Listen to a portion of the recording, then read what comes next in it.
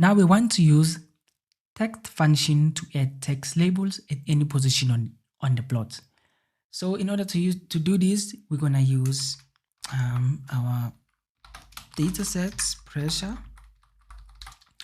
Say for example, wants 19 and say we want red.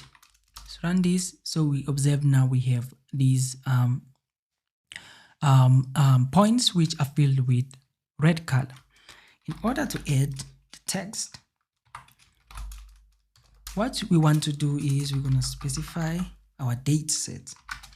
Now let's say, how do we want to label this? So this is a character or expression that will specify the text to be written. So you specify labels.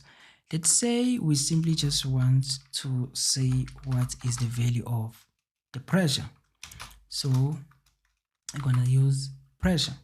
So let's say we also use 0.7 for the size, and now this here specifies position. So we have values 1, 2, 3, and 4. So this places the text below or to the left, above or to the right. So let's say in our case we want to specify the value 3, which means we are going to specify the text above, right? So we use value 3. Let's say the color is going to be blue.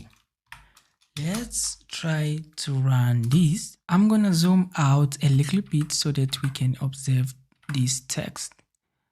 So if you observe here, our plot is that we have added this text, and you can observe that at each point we have added the value of pressure, and based on the position, this is above.